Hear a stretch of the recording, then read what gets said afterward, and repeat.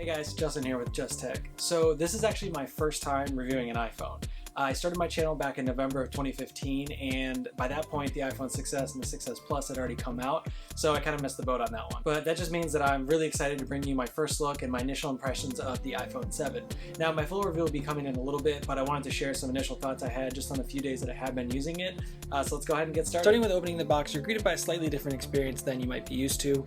Instead of opening up the box and finding your iPhone sitting right on top, Apple instead opted to include the paperwork. However, casting that aside is really easy to do, and then you're greeted with your iPhone 7. Now this is the matte black model, and I have to say, as much as I would have loved the jet black model, I really like the matte black. I loved the all black kind of Darth Vader look from the iPhone 5, so I'm really happy to see that it made its way back here. Assuming Apple's kind of taking care of that scuff gate issues that plagued the iPhone 5, I think I'm really going to love the way this phone looks for a long time. Included in the box, you have your wall adapter as well as your now lightning enabled earpods, and nestled on the back, your dongle.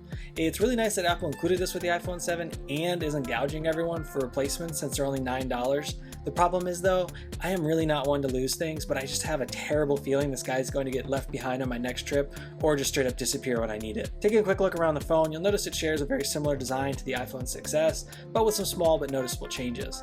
First, the camera is much larger, as is the hump, but only in width. It seems to stick out about the same as the iPhone 6s, which I've just had to become accustomed to. More on the camera in the full review, but damn, I am blown away and I'm really looking forward to using this on a regular basis. On the bottom, you'll notice perhaps the biggest change, and that's the lack of a headphone jack.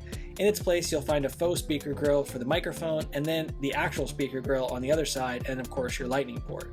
The power and volume buttons on the sides are also slightly more pronounced than they were on the iPhone 6s. They feel just as clicky and tactile as ever, but they seem to be a little easier to locate and press, and I really like this small but subtle change. Lastly, the front looks extremely similar with the exception of two small changes. The earpiece up top encloses the earpiece for phone calls and your other speaker that makes up the stereo speaker system. The other front change is the home button, or rather a lack thereof. In place of a physical button, you now have a solid, non-pressable surface that instead of actually clicking, uses Apple's Taptic engine to emulate a click. It's not 100% the same as Force Touch is on my 15-inch Retina MacBook Pro, but honestly, it was pretty damn close and incredibly easy to get used to. I took to it so quickly that after a day or two, I picked up my iPhone 6s to compare something, and then when I went to go unlock it, I thought I broke the button just because it actually pushed in and I thought I pushed too hard.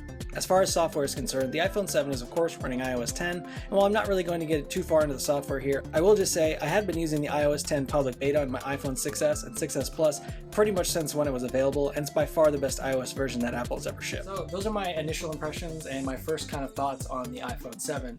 As with all the other iPhones that I think have come out, this is really the best iPhone yet.